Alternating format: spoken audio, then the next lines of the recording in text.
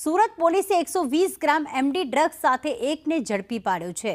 આરોપી પાસેથી MD drugs, 2 loaded pistol મળી આવી છે. આરોપી પાસેથી પોલીસે 16 લાખ રોકડ પણ જપ્ત કરી. શિવરાજ ઝાલા ભાટેના પંચશીલ નગરમાંથી ઝડપાયો છે.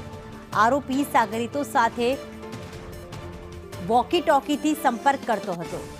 ઘરની બહાર 25 જેટલા સીસીટીવી લગાવી કંટ્રોલ રૂમ બનાવવામાં આવ્યો હતો. તો આરોપી વિરુદ્ધ મારામારી, જુગાર, લૂંટ અને હત્યાના ગુના નોંધાયેલા છે.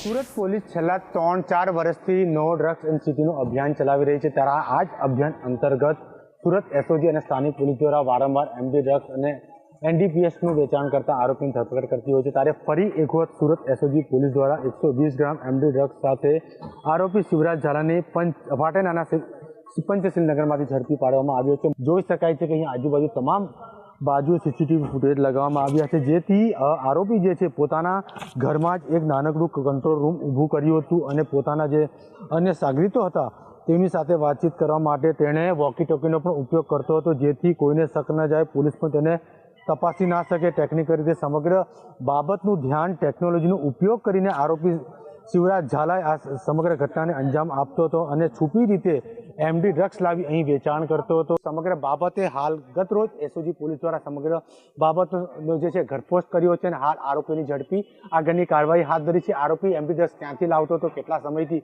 વેચાણ કરતો હતો, સમગ્ર બાબતે આરોપી વિરુદ્ધ એનડીપીએસ એક્ટ મુજબ અને આમ એક્ટ મુજબનો ગુનો નોંધી આગળની તપાસ હાથ ધરવામાં આવી છે. કેમેરામેન ભૂષણ ચૌધરી સાથે જયેન્દ્ર પાંડે, સંદેશ ન્યૂઝ, સુરત.